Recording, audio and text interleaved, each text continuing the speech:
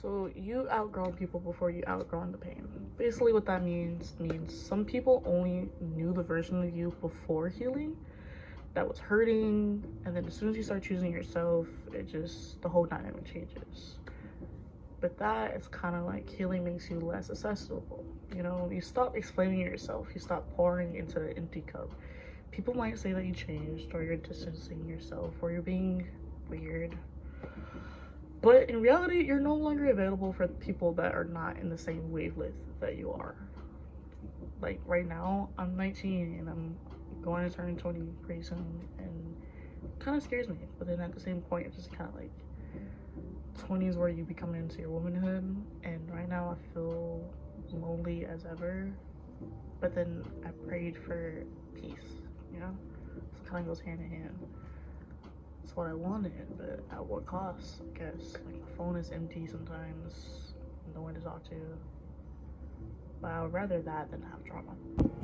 So another part is that the silence is the loudest part ever. So what I mean by that is when you stop reaching out, like completely, like let's say you deactivated your Instagram. I know there's plenty of people that do that.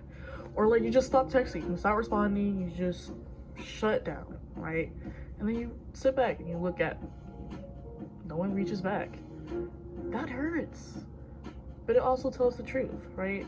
It goes into hand in hand that healing is self-led, right? You're re-representing yourself. You're unlearning survival habits, grieving people that are still alive. Most happens alone. You come into this world alone, you die alone, right? For me, I'm releasing those like having to survive kind of habits. Like I come in here before and I told like a little bit of what I went through and stuff like that, and people that knows, and I'm trying to get away from that. Like I'm trying to get away from like what the first half of my chapter was, and then begin another chapter. I can't deny what happened, it is what it is, but at some point I just kind of like, okay, can I run from it? Can I learn from it? And I choose now to learn from it, regardless of like some days might be the most shittiest day ever, right? And then some days are great. Like today, well, last night, I was really upset, and I think people noticed it.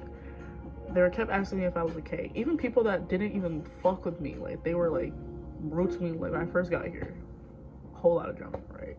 They're even asking me if I'm okay, and I'm just kind of like I'm saying I'm okay, but I'm not.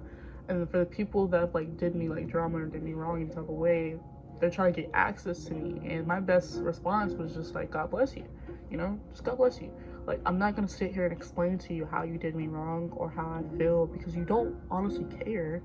So it's just kind of like a way for me to shut down, and a way for me to just take the ability to just give it to somebody else and just give it to God.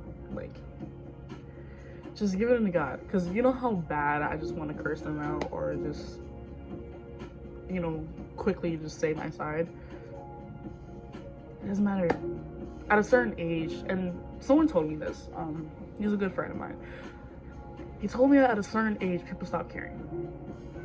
You could have gone through the worst shit, right, as like a teenager, right? But as soon as you hit that adult age, people stop caring. People stop thinking it's their responsibility, and knowing that, we're just kind of like, damn, yeah, I went through some fucked up shit, but at some point you just gotta move on, you know.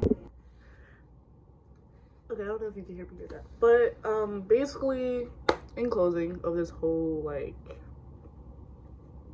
rant or whatever, I wouldn't even call it a rant, I would just say like what's on my mind. But in closing, if you're healing in silence, right,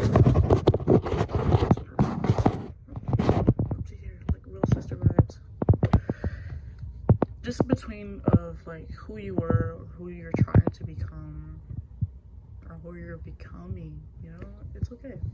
Moving in silence is probably the best thing to do. Sometimes, yes, you're gonna be alone, or sometimes at night.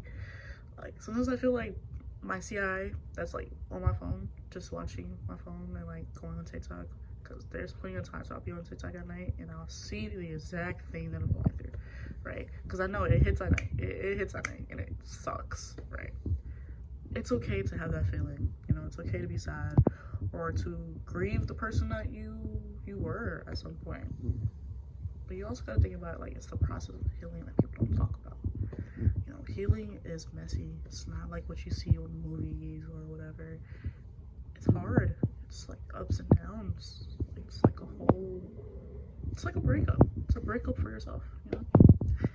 And I would say one movie to watch, like, if you're struggling, like, relationship wise.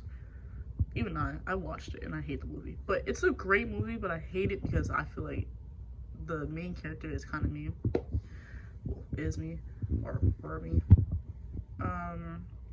He's just not into you. I think it's a really great movie. I think every girl at some point should watch it.